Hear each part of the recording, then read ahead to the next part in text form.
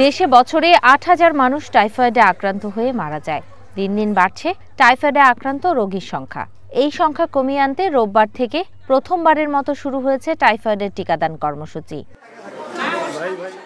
৯ মাস থেকে ১৫ বছরের নিচে শিশুদের বিনামূল্যে দেওয়া হচ্ছে এই টাইফয়েডের টিকা। সারা দেশে প্রায় ৫ কোটি শিশুকে এই কর্মসূচির আওতায় আনা হবে। প্রথমে বিভিন্ন শিক্ষা প্রতিষ্ঠানের শিশুরা ১২ই অক্টোবর থেকে ৩০ অক্টোবর পর্যন্ত এই টিকা পাবে। এরপর ১ থেকে ১৩ নভেম্বর পর্যন্ত ৯ মাসের বেশি বয়সের শিশুরা যে কোনো কেন্দ্র থেকেই টিকা নিতে পারবে। সকালে আজিমপুরের স্যার সলিমুল্লাহ মুসলিম এতিমখানায় টাইফয়েড টিকা ক্যাম্পেইনের উদ্বোধন করেন স্বাস্থ্য এবং সমাজ কল্যাণ উপদেষ্টা।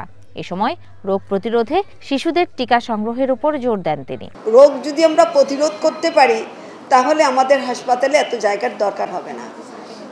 যেটা আপনারা আগেও শুনলেন, বাংলাদেশে প্রতি বছর অনেকেই টাইফয়েডে আক্রান্ত হয়, যেখানে ৯ মাস থেকে ৯ মাস তো ঘরের বাচ্চা, তাদের জন্য আলাদা করে দেওয়া হবে। আমি স্বাস্থ্য মন্ত্রণালয়কে অভিনন্দন জানাচ্ছি যে এটা এত বছর পর আমরা এই প্রথমবারের মতো করতে যাচ্ছি। এটাই মূল বিষয়। এতিমখানা শিশুদের টিকা নিতে উৎসাহিত করছেন শিক্ষকরা। যেহেতু ওরা মনে করে আমরাই ওদের বাবা মা, যেহেতু আমরা ওদের সাথে আছি, ওরা ভয় পায় বলে আমি মনে করি না। এত বড় টিকাদান ক্যাম্পেইন বাংলাদেশে এর আগে কখনো করা হয়নি। এবারই প্রথম ৫ কোটি শিশুকে একযোগে ১ মাসের ব্যবধানে টিকাদান ক্যাম্পেইন চলবে। এদিকে ঢাকা দক্ষিণ সিটি কর্পোরেশনের ৭৫টি স্থায়ী এবং ৪৫০টি অস্থায়ী কেন্দ্রে টাইফয়েডের টিকা দেওয়া হবে বলে জানালেন প্রশাসক। আপনারা জানেন যে ঢাকা দক্ষিণ সিটি কর্পোরেশন একটি ঘনবসতিপূর্ণ এলাকা। আমাদের এই কর্মসূচির আওতায় আমরা প্রায় ১০ লাখ শিশুকে টার্গেট করেছি।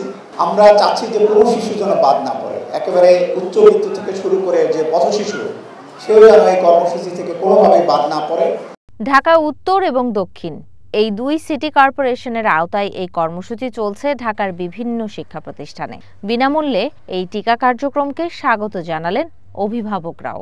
সুরক্ষার জন্য, বাচ্চাদেরকে ভালো এবং সুস্থ রাখার জন্য টাইফয়েডের টিকাটা আসলে সব বাচ্চাদের জন্যই দেওয়া উচিত।